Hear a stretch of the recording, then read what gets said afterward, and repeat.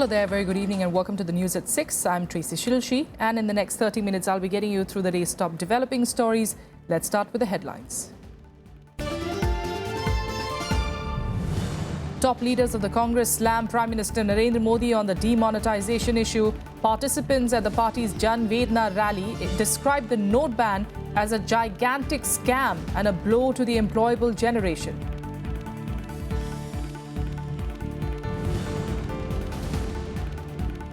Samajwadi Party factions fail to resolve their differences, though party patriarch Mulayam Singh Yadav insists that the party will remain united.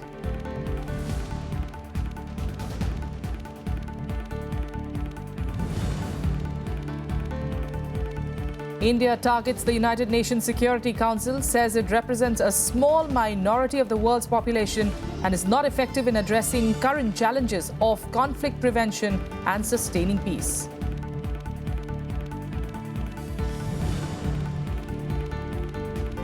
An outgoing US President Barack Obama delivers an emotional farewell address to the nation, describes accomplishments of the last 8 years and insists that his work isn't finished.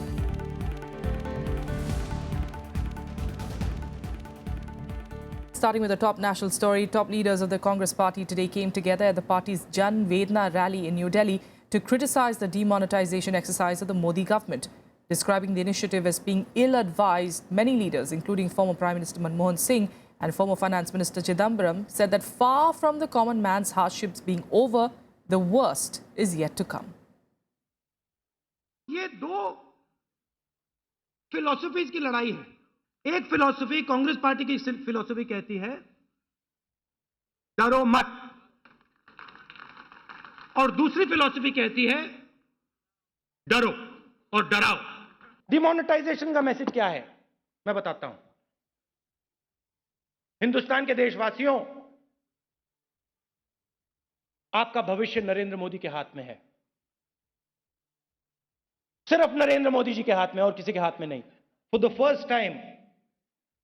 first time in our history, a Prime Minister of India is being ridiculed the world over.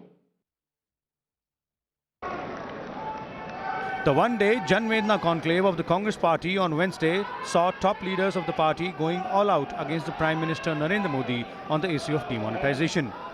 While former Prime Minister Manmohan Singh termed demonetisation as a disaster, saying it has hit the employment generation, leader of opposition in the upper house, Ghulam Nabi Azad, categorized it as the biggest scam in India's history. What a disaster this demonetisation move was. It has hurt the country very badly. The things have gone from bad to worse in the last 2 months, but I venture to think that the worst is yet to come. कि अब दुनिया का सबसे बड़ा scam ये नोटबंदी है। ये सबसे बड़ा स्कैम है। जब भी इसकी इंक्वायरी होगी, कैसे इंक्वायरी होगी, कब होगी, लेकिन आज मैं ये दावे से कहता हूं कि दुनिया का सबसे बड़ा scam.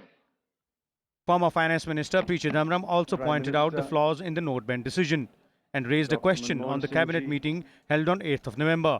General Secretary of the party, Ahmed Patel, also termed the leaders of the ruling party as arrogant. The RBI could not have recommended remonetization. How is the cabinet waiting? RBI's recommendation comes to the cabinet. And I'm going to tell you something. According to the records that we have been able to access so far, there is no record of a cabinet meeting. आज एक ऐसी सरकार सत्ता में है कि जिनके लोगों में एक अहंकार है, एक घमंड है, और जैसे समझ रहे हैं कि सत्ता में आए हैं तो कभी सत्ता से जाएंगे ही नहीं। The Congress party also released a booklet on the issue of demonetisation and paid homage to those whom the party alleged died due to the decision. Vishal Dahiya, Rajya Sabha TV, Delhi. All right, for more on this story, we've got Vishal Dahiya joining us from the newsroom. Vishal, good evening. You tracked, of course, that speech there. We did hear that aggressive stance again by Rahul Gandhi. By the looks of it, of course, he does come back once in a while with this aggressive stance. The party, of course, is hoping that he continues with it, especially with the budget session now on the anvil. You're right, Tracy. In fact, the entire Congress party's, the number of workers and leaders would be hoping that this aggressiveness from their leader would continue for the rest of the year as well. In fact, this was his first public appearance, or rather public speech, after that break which he took amidst all this tug of war between his party and the ruling party on the issue of demonetization, which also saw how the winter session was completely washed out. But a comeback speech, as many are calling it, seems to have made some sort of impact. He's managed to, take digs at the Prime Minister as well as the ruling party, and he's sort of done so in Prime Minister Modi's style only. He's tried to put across the point in Prime Minister's style, tried to put across his point, saying that it is not the Prime Minister's intent to go ahead and help the people of the country, but rather his intent is to help a few top industrialists. Clearly, this particular one-day session by the Congress party, which they termed it as Jan Vedna Sammelan, as a convention, was aimed at ensuring that the Prime Minister and the ruling party can be cornered and pushed to the wall on the issue of demonetization right before the assembly elections. And these elections are really, really crucial for the main opposition party as well. They would want to go ahead and, retain power, or rather, retain power in Uttarakhand, get back to power in the state of Punjab and Goa, and, be some sort of important force in Uttar Pradesh, a state which is very, very crucial for the BJP as well. So, in effect, this entire convention, though, was talking about the issue of demonetization and several other issues which have been taken up by the Congress party in the last 2.5 years of NDA rule, was more or less aimed at those assembly elections. And Rahul's two addresses which he gave, the inaugural address as well as the closing address, were more or less, aimed at the election-going states. And at one point in his concluding speech, Rahul Gandhi even said it in so many words, and if I quote him, saying that Uttar Pradesh mein maja aayega, as in this time we will enjoy the political fight in Uttar Pradesh. So clearly, there is something more brewing up in the Congress Vice President's mind as far as the party strategy is concerned. And from here onwards, we might see a lot more fireworks as far as Congress versus BJP. Yeah, absolutely. In fact, of UP, we'll be talking about that in a short while. We'll tell our viewers of the latest developments really in the Samajwadi Party. But speaking of the assembly elections, also one state to look out for is, of course, Manipur, where Congress, of course, still has power. But, after Assam, the BJP is, of course, trying to make further inroads into the northeast. So that's going to be crucial as well. But Vishal, it was not just Rahul Gandhi. You also had, senior Congress leaders like the former Prime Minister Mulayam Singh, and you had P. Chidambaram as well, who also spoke about demonetization and also saying that, the worst is yet to come, and don't buy into the words of the Prime Minister just as yet. Had on the dais as well as in the audience also, there were a number of senior leaders of the Congress party, and specifically on the dais were present the former Prime Minister, the former Finance Minister, several other former colleagues, cabinet colleagues of Dr. Manmohan Singh, and almost all of the known faces in UPA too. Clearly, those speeches which came in from the former Finance Minister and the Prime Minister were a point-by-point rebuttal of all the claims which have been made by either the Prime Minister or the Finance Minister Arun Jaitley or other ministers or officials in the government on the issue of demonetization. In fact, the former Finance Minister P. Chidambaram even raised questions on that cabinet meeting on November 8th, which finally approved the policy of demonetization, saying that, there are still question marks as to whether or not that meeting indeed was held. And also the entire process of how a decision on demonetization was taken. Yes.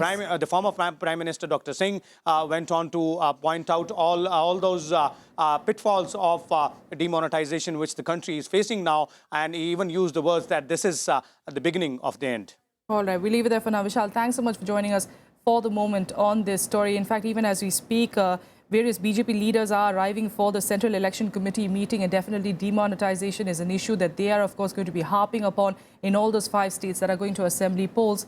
and this Jan Vedna rally of the Congress to feature, I'm sure, in those talks that are to take place in a short while from now. Meanwhile, like we said, in Uttar Pradesh, Mulayam Singh Yadav on Wednesday addressed the Samajwadi Party workers at the SP headquarters in Lucknow. The party patriarch asserted that Samajwadi Party will not be allowed to split.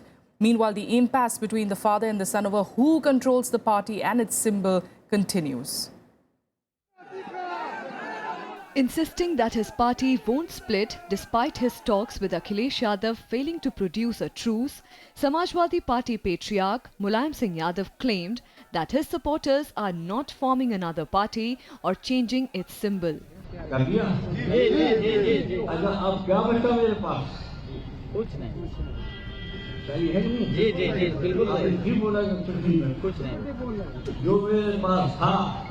वो पूरा का पूरा देश का अब मेरे पास क्या है मेरे पास आप लोग हैं हम लोग आजीवन रहेंगे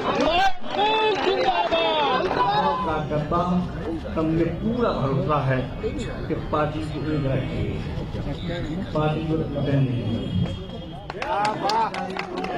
सम्राट मुलायम सिंह अपने पुत्र मुलायम सिंह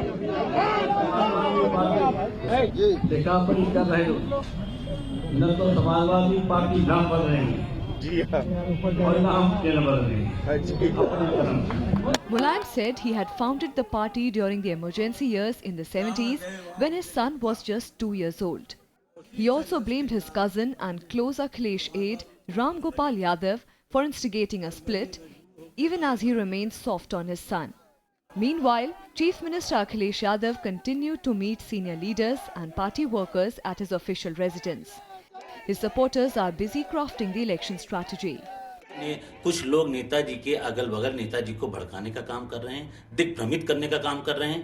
नेताजी अपनी विरासत सौंप चुके हैं। 2012 में जब अखिलेश जी ने रथ यात्रा इतनी लंबी चलाई थी और पूर्ण बहुमत लेके आए थे, तो नेताजी ने कहा था कि मैं आज ये पार्टी युवाओं को समर्पित कर रहा हूं, और उसी कड़ी के तहत माननीय हमारे शीर्ष नेतृत्व ने मिल बैठकर अखिलेश जी को मुख्यमंत्री बना दिया था।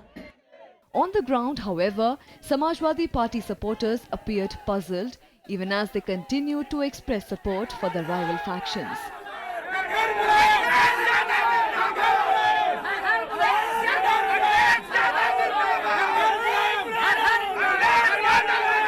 The Election Commission will hold its first meeting on the dispute related to the party's symbol, the bicycle, and the leadership on Friday.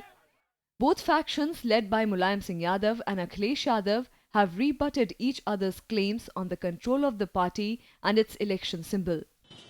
At a time when election strategy should be finalized and supporters should be galvanized, the Samajwadi Party's battle for symbol is also not over. Even if the two warring factions put up a united front, it would be difficult to douse the dissent that has escalated within the party cadre. Reporting from Lucknow, with camera person Shiv Kumar, I'm Kriti Mishra for Rajya Sabha Television. Now, this evening, Kriti, of course, nothing much has changed, of course, since the last time we spoke to you last evening. In fact, as far as where the two factions stand. However, we did hear Mulayam Singh Yadav speak to those party workers. And, you know, quite an emotional speech there saying that, you know, I have announced Akhilesh as to be the next CM. If the party does come to power, what more do you want from me? You know, also going on to say that, you know, Akhilesh was just about 2 to 3 years old when I made this party. So, you know, an emotional appeal of sorts going on to the other side. Well, that's right, Tracy. The logjam in the Samajwadi Party is far from over. SP Patriarch Mulayam Singh Yadav tried to strike emotional chords today, and in fact, when we were just guessing that he would come out with a broad roadmap for a truce, the politician that he is, he left all of us guessing for his next move. It is very important to understand at this point in time, Tracy, that Akhilesh's camp is extremely confident. Now, party insiders have told us that Akhilesh has refused to budge. He has refused to relent to the demands made by his father, especially of relinquishing the post of party's president. Now, his camp feels that Akhilesh he'll be able to traverse the caste-ridden labyrinth of UP politics, and they have got a booster shot after most of the election surveys predicted that he is the most preferred chief ministerial candidate. So his camp is saying that even if they do not get the party symbol, which is the cycle, they would be able to propagate the new symbol in the hinterland. But most of the experts say that it is not going to be a cakewalk for Akhilesh because Mulayam may come up with something new now. Over to you, Tracy. Absolutely, because Mulayam is known as the king of U-turns. And perhaps that is why even his son is not ready to give back the national presidency post to his father. You never know what you can expect next with Mulayam Singh Yadav. But what are the indications that you're getting as far as the EC is concerned? Is it eventually now going to look like the party symbol is going to be frozen? Well, that's right, Tracy. That's what, in fact, the experts are telling us, that Election Commission has asked for representation from both the warring factions on Friday, and then it is likely to take a call. So going by the precedents, experts say that the Election Commission would be compelled to freeze the election symbol, which is the cycle for both the warring factions, and they would be given interim or ad hoc symbols or new names. So at this point in time, it is very difficult to say what the decision of the Election Commission would be, because even as we are waiting for Election Commission's decision on Friday, there are 2 days, and there could be some kind of truce between these two warring factions, and they could withdraw the letter that they've given to the Election Commission. Tracy? All right, we'll leave it there for now. Kriti, thanks so much for joining us for the moment. We'll come back to you, of course, for more updates as and when news develops there. And now, let's take you through some more national news updates in Nationwide. The opposition disrupted proceedings of the Jammu and Kashmir Assembly and staged a walkout from the House. They are demanding the constitution of a judicial commission to probe the deaths in Kashmir during the 5-month-long unrest. Opposition parties, including the National Conference and the Congress, rejected the announcement of the Chief Minister for setting up of a special investigation teams at district levels to probe such deaths. It was for the 4th day that the opposition held on to its demands.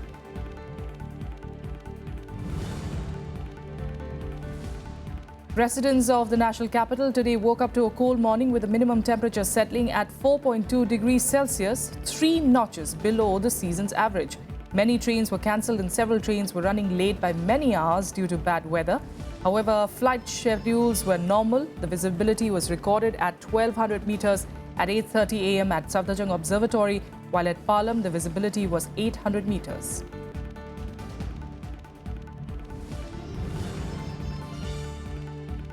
The Supreme Court today dismissed a PIL challenging the income tax exemptions granted to donations made to political parties. A bench comprising Chief Justice J.S. Khehar and Justice D.Y. Chandrachud said that the decision to grant IT exemptions is an executive action and did not violate any constitutional provision.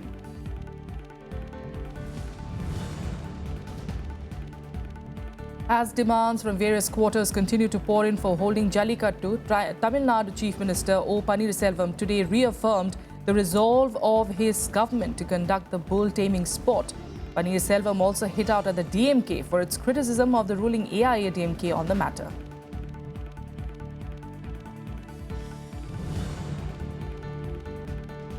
Portuguese Prime Minister Antonio Costa is on a 2-day visit to Goa. Chief Minister Lakshmikant Parsekar accorded him a warm welcome to the state. Costa has roots in Goa, which remained under Portuguese rule for nearly 450 years. The Portuguese Prime Minister also held talks with the Chief Minister focusing on ties in tourism, science, oceanography, language and heritage. Costa will be visiting his ancestral home in Madgaon.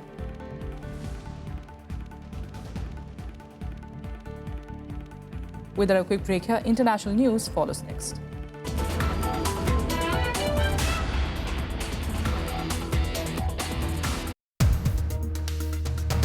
You are still not seen as a heavyweight politician of the BJP. I cannot be as effective as those people who have got 50 members or 30 members. If you're not loud, you are not heard inside the assembly, you are not heard by the people. Simply by shouting, the point is not driven home. The purpose of the reasoning, that is important. People have already started saying that the party has not given you your due. We have to bring in the younger people. The elder people will play their role. Watch to the point with the sole BJP legislator in Kerala Assembly, O. Raja Gopal, only on Rajya Sabha television.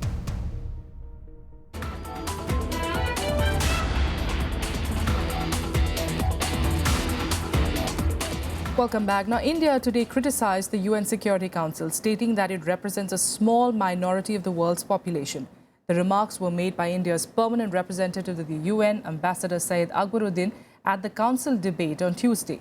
Calling the Security Council frozen, India said not only an updated and not outdated global institution can be effective in addressing the current challenges of conflict prevention and sustaining peace. Akbaruddin said that if the 15-nation council has to make rules for the people and not just a small minority, it needs to adequately reflect new realities. He said long-established states too are unable to fully respond to the new factors and forces being unleashed. He also charged that the established international order was being upended in terms of economic, political and technological shifts. Meanwhile, in the US, conceding disappointments during his presidency, yet offering vigorous encouragement for the nation's future, Barack Obama issued an emotional defense on Tuesday night of his vision to Americans facing a moment of anxiety and a dramatic change in leadership. Obama's valedictory speech in his hometown of Chicago was a public reflection on the trials and triumphs, promises kept and promises broken that made up his 8 years in the White House. Here's a report. Michelle and I have been so touched by all the well wishes that we've received over the past few weeks. But tonight it's my turn to say thanks. True to form, President Barack Obama capped his 8 years in office with a farewell speech that asked a polarized country to resist division and come together in a sense of common purpose. The future should be ours. But that potential will only be realized if our democracy works. Only if our politics better reflects the decency of our people. Only if all of us, regardless of party affiliation or particular interests, help restore the sense of common purpose that we so badly need right now. Obama made a case in defense of a policy legacy that is now at risk of piece-by-piece decimation. But he resisted calls to speak out directly against President-elect Donald Trump and his agenda, instead couching a warning about the fragile state of American democracy in his signature vocabulary of unity. But that's what we did.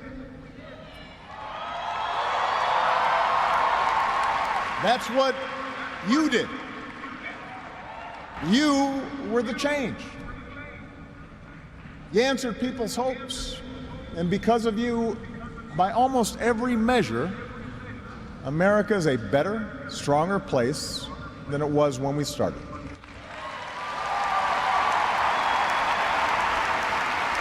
In 10 days, the world will witness a hallmark of our democracy. No. The peaceful transfer of power from one freely elected president to the next. I committed to President-elect Trump that my administration would ensure the smoothest possible transition, just as President Bush did for me. The speech acknowledged the unfulfilled hopes of some of the people who voted for him in 2008 and turned 8 years later to his antithesis. Obama noted the cynicism of the disappointment of people who believed his victory meant the end of racial division. He insisted, though, that the United States is still a country on the rise. Our progress has been uneven. The work of democracy has always been hard. It's always been contentious. Sometimes it's been bloody. Obama also paid an emotional tribute to First Lady Michelle Obama during his final address as president, calling her his best friend. LaVon Robinson, girl of the South Side.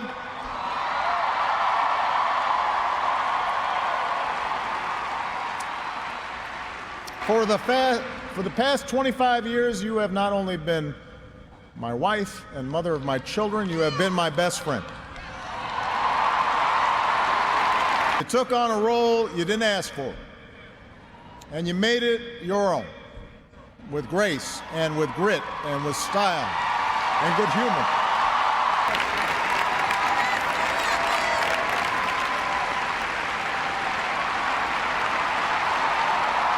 You made the White House a place that belongs to everybody. And a new generation sets its sights higher because it has you as a role model. The country's first black president, Barack Obama, now 55, was first elected in 2008 on a message of hope and change. His successor Donald Trump has vowed to undo some of Obama's signature policies. He will be sworn into office on 20th January. Bureau Report, Rajya Sabha TV. And here are more international news updates in Global Buzz.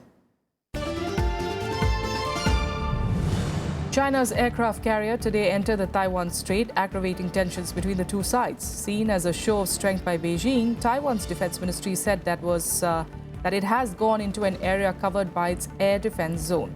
Taiwan has reportedly dispatched F-16 fighter jets and other aircraft last night to monitor the Chinese carrier group.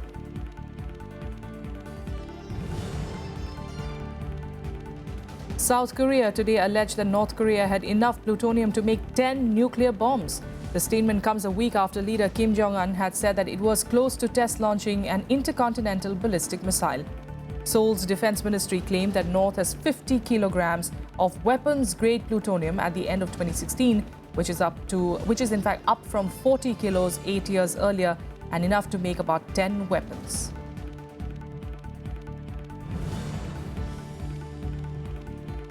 In the US, Dylan Roof has been sentenced to death for fatally shooting 9 black church members during a Bible study session. He is the first person to be executed for a federal hate crime. A jury deliberated for about 3 hours before returning with the decision. Roof served as his own attorney during sentencing and never asked for forgiveness or mercy or explained the massacre.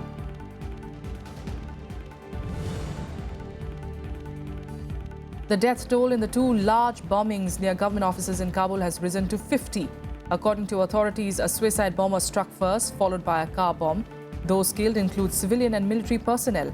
It is being considered the deadliest attack by Taliban insurgents in the capital in months. Well, that's all we have for you on the news at 6. Thanks so much for joining us.